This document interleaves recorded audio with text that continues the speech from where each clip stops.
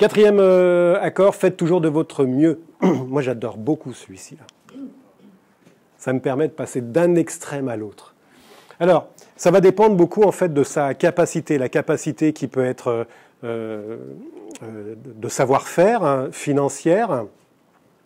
Ça peut être aussi son état personnel. Si vous êtes fatigué, vous allez être beaucoup moins efficace que si vous êtes en pleine forme.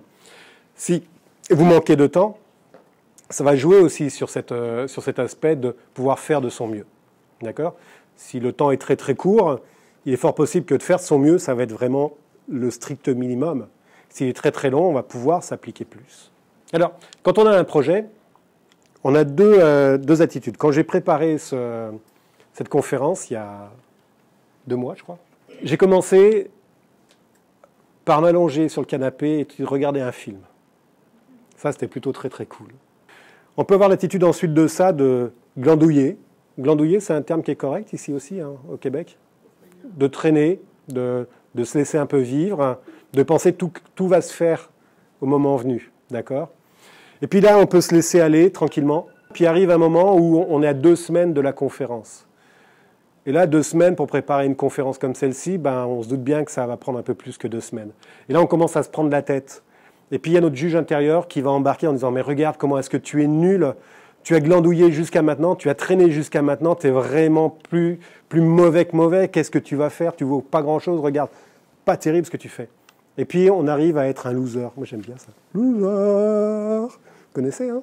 C'est nord-américain ça, je ne connaissais pas en France. Donc on se traite de loser. Puis arrive la conférence et puis forcément, vu qu'on a plus glandouillé à regarder Star Wars qu'à faire sa conférence, on fait une conférence qui n'est pas terrible au final. Et puis il y a l'effet inverse, moi je suis un peu plus dans ce côté-là, bien que j'aime bien aussi ce côté-là. C'est go, go, go, je me suis donné un objectif, allez, go, go, go, j'y vais. Et puis là, j'y vais 24 heures sur 24, 7 jours sur 7. Hein. Je dors 2 heures dans la nuit, j'y vais, je bois des cafés, je prends de la vitamine C, je prends du tas de choses qui me boostent. Je me rajoute un petit peu d'énergie avec ça, ce café, d'accord ? J'ai déjà pas mal dépensé ici. Je suis une vraie machine, un vrai Superman, un super... Oh, j'y vais. Go. Et puis, arrive un moment, quand le café ne fait plus effet, il arrive un matin où on se sent tout léger en haut. Puis on tourne légèrement la tête. Puis là, on voit un bol de formol et une espèce de masse dedans qui ressemble à notre cerveau. On regarde ça et puis en même temps, on a la bave qui coule. En fait, on a notre cerveau qui est là, sur le bord de la table de nuit, on le voit, il est présent. Et nous, on ne peut plus bouger. On est raide, allongé. On se fait un burn-out, quelque chose comme ça. Ou alors une grosse fatigue. Et pourtant, le cerveau, il a l'air intact là, hein, mais dans le formol. En fait, entre les deux, il faut trouver un équilibre. Et cet équilibre-là, il n'y a que vous qui pouvez le trouver.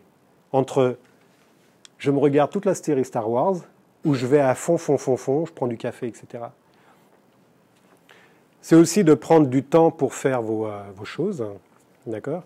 Mais quoi qu'il en soit, faire au mieux, c'est pas faire trop à s'user jusqu'à ce qu'on ait le cerveau dans le formol, ou alors à devenir loser, ou d'en faire trop peu. Parce que l'un comme l'autre, on va le regretter. On va regretter d'avoir grillé toutes nos cellules, ou alors on va regretter d'avoir été moins bon que ce que l'on espérait. Le juste milieu. Et ça fluctue parfois entre les deux. De passer go, go, go, et puis de se prendre un petit moment de plaisir, prendre un petit peu de boost de temps en temps quand on est un peu mou, mais respecter pour revenir dormir quand il est temps de dormir. Cet après-midi, j'ai fait une sieste, alors que j'étais complètement à la bourre. Parce que mon corps demandait, calme-toi là. Mon petit sage qui est là, versus mon ego qui est là. Ils ont des grosses discussions tous les deux parfois. Hein. C'est lui qui a gagné cet après-midi, il me dit. Tu devrais aller dormir 15 minutes là. Va, mon ami.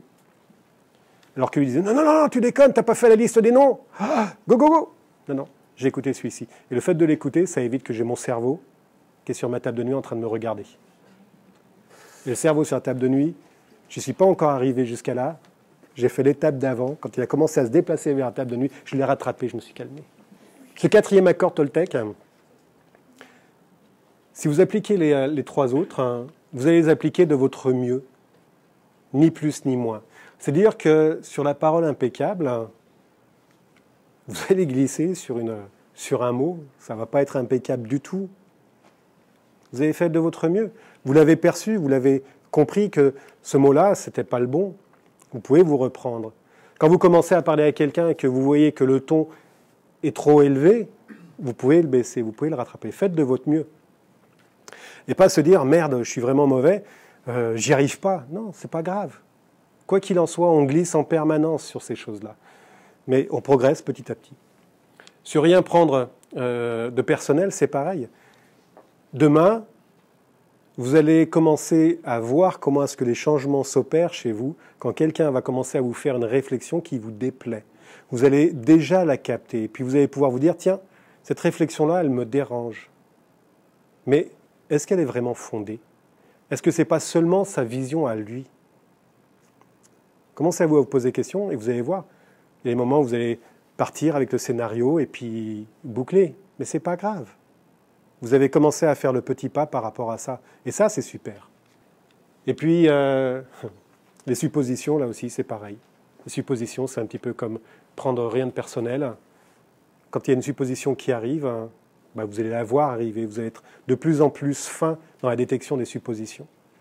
Tiens, j'ai supposé que mon épouse ne m'aimait plus parce qu'elle ne m'aimait pas le papier toilette. Non, je la vois maintenant venir, cette supposition. Et en plus ça, je prends mon iPad. Donc quoi qu'il en soit, c'est toute une question d'équilibre et vous allez pouvoir le jouer dans le 4e accord Toltec. Et ça va servir dans tous vos accords. Agissez avec plaisir sur ce que vous faites. Est-ce que vous avez remarqué que quand il y a quelque chose qui ne vous plaît pas, vous n'avez pas envie de faire, c'est mal fait? Est-ce que ça vous arrive? Ouais, hein? Non, jamais? Jamais. Quand il y a quelque chose qui ne te plaît pas, tu ne le fais pas. Ah, bah voilà, oui. Sage décision. Tu es bien plus sage que moi. Bravo. Donc, c'est ça qui est vraiment marrant, c'est que quand on aime les choses, on les fait correctement. Quand on n'aime pas, on ne les fait pas correctement ou on les bâcle. Bah, faites des choses que vous aimez. Bravo. Tu n'aimes pas cette chose-là, ne la fais pas. Ah, c'est dérangeant parce qu'on sort des standards. Ouais, et alors? Il est où le problème? Tu n'aimes pas faire quelque chose? Ne le fais pas. On est bien d'accord, il y a des choses qu'il faut faire, qu'on n'a pas le choix. Bien que on a toujours le choix. C'est l'impact que ça amène derrière, que l'on accepte ou que l'on n'accepte pas. Là, si je ne fais pas mon lavage, là, il va y avoir... C'est l'impact derrière. Le linge va être sale, ça va sentir mauvais, il va y avoir un impact derrière. Mais rien ne t'empêche de ne pas laver ton linge. C'est ton choix. Tu ne veux pas laver ton linge, ne lave pas, il y a des impacts. Après, tu peux prendre des solutions différentes. En effet, prendre une femme de ménage qui va le faire, trouver d'autres solutions, des contournements. Il y a des vêtements qui, maintenant, de plus en plus, sur les nanotechnologies, il n'y a même pas besoin de les laver. Ça bouffe la cochonnerie. D'accord? Donc, c'est une question de choix, mais c'est un autre débat. Mais oui, de but à blanc, en effet, on pense ne pas avoir le choix. Mais c'est une contrainte que l'on se met, qui peut être parfois pesante. Tout est expérience. Tout ce que l'on fait, en fait, est une expérience. Et quand on le prend comme étant une expérience, il y a des expériences qui sont bonnes à vivre, d'autres qui sont moins bonnes à vivre, mais c'est une expérience qui amène sur un apprentissage, qui va vous faire soit progresser, soit dire « ben non, ça, c'est pas du tout pour moi ». Passez à l'action, exprimez qui vous êtes. Vous êtes des dieux et des déesses. Vous commencez à l'imprégner, ça? Dites-le vous dans la tête. Je suis un dieu ou je suis une déesse. Hein? Faites-le ce soir en vous couchant et puis regardez ce qui change. Mais on est des dieux et des déesses. Si demain vous décidez d'apprendre à faire de la guitare, du piano, à faire de la menuiserie, rien ne vous empêche à le faire. Vous avez envie? Faites-le. Progressez dedans. Au début, c'est difficile. Mais vous allez faire du mieux que vous pouvez. Donc, exprimez qui vous êtes. Vivez l'instant présent. Alors, sans moi, l'instant présent, j'ai eu beaucoup de mal avec ça. Hein. L'instant présent, je trouvais que c'était vachement une perte de temps. Vivre l'instant présent. Il y a tellement de choses à vivre à côté que l'instant présent. On ne va pas s'emmerder sur l'instant présent. Il y a tellement de choses à vivre. Mais en fait, non. L'instant présent, ça ramène à soi. Et ramener à soi, je trouve ça assez fantastique. C'est là où on va observer son jardin secret. qui on est au fond de soi. Prendre conscience qu'en fait, on respire. Combien de fois vous prenez conscience que vous respirez et que sans cette respiration-là, vous ne serez pas là? C'est fabuleux. Et ce moment présent, même si je ne le prends pas tout le temps, quand je plonge dedans, mais c'est merveilleux. Je m'évade dans ce moment présent. Ce moment présent, c'est ce qu'on est en train de vivre là. C'est fabuleux. C'est ni hier, ni demain. Mais c'est maintenant. Il y a tellement de belles choses qui se passent à l'instant même. Apprenez de vos erreurs, progressez. La peau de banane. Apprenez de vos erreurs, progressez. Vous avez le droit de faire des erreurs. Si on ne faisait pas d'erreurs tout petit, on ne marcherait pas. Si on avait décidé dès la première fois qu'on se lève, qu'on tombe, on dit « Oh non, non, non, c'est pas pour moi, là », on serait assis en permanence par terre et on marcherait à quatre pattes. On irait moins loin et moins vite. Apprenez de vos erreurs. On fait tous des erreurs et c'est normal de faire des erreurs. Je trouve ça fabuleux de faire des erreurs. Et moi, j'adore faire des erreurs. Parce que quand je fais des erreurs, j'apprends énormément de choses. Thomas Edison, 2000 fois avec son ampoule. Heureusement qu'il a persisté, hein. On a de la lumière.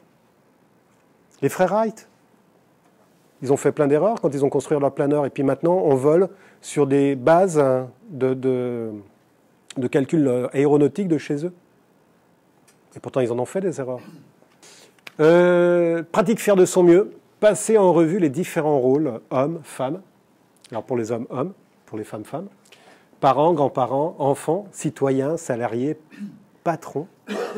Notez celui qui vous occasionne du stress. Quand est-ce que vous avez du stress quand vous êtes un parent, par exemple? Quelles sont les situations qui vous amènent du stress? Et complétez la phrase suivante. Si vous ne cherchez pas à être parfait, à être bonne ou bon, bip bip bip, mais simplement à faire de votre mieux, qu'est-ce qui serait différent? Donc là, en dessous, on parle, si je ne cherchais pas à être une bonne mère, je serais moins exigeante et je laisserais plus de liberté à mes enfants. L'ambiance serait meilleure à la maison et je me sentirais mieux. Quand on décide de faire les choses moins avec de la pression qu'on se met, qu'on enlève cette pression du « je dois faire », qu'est-ce qui change? Quand mon fils, il est à table et il ne veut pas manger. Et moi, je me mets une pression énorme en disant « Si, mange, il faut que tu manges, c'est bon pour toi, tu vas grandir. » Je me mets une pression. Mais jusqu'à maintenant, je n'ai pas vu d'enfant se laisser mourir de faim. Ok, il ne veut pas manger là, mais il va manger plus tard. Donc si je détache en fait cette pression-là, en fait, je me sens beaucoup mieux. Mais en même temps, je fais de mon mieux par rapport à la situation qu'il y a actuellement. Je vous laisse une minute par rapport à ça. C'est beau, vous avez trouvé des exemples pour vous? Ouais. Ok. Donald Winnicott propose que plutôt d'être une mère, d'une bonne mère, d'être une mère suffisamment bonne. Et faisons attention en fait à l'image lisse que l'on veut donner de nous-mêmes par rapport à ça. On peut se libérer tout en étant très très correct. Faire de son mieux ne veut pas dire faire au-dessus, le plus haut, et s'exiger quelque chose d'énorme. La parfaite imperfection. Listez les défauts et qualités de vos proches et de vos collègues ainsi que des vôtres.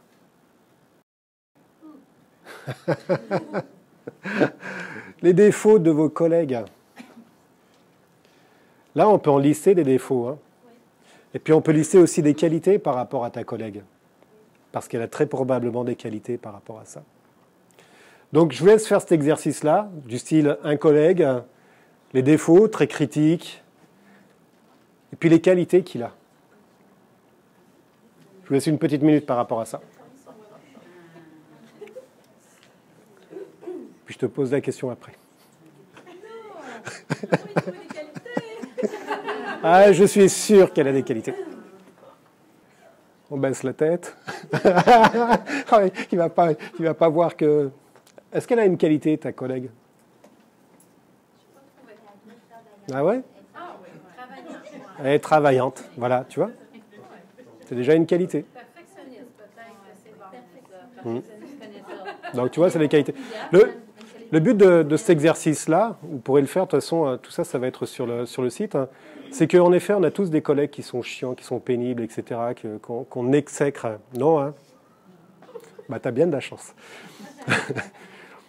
Eh bien, tous ces gens-là, qui ont des côtés super négatifs, et qu'on a pointé dessus, eh bien, ils ont plein de côtés positifs.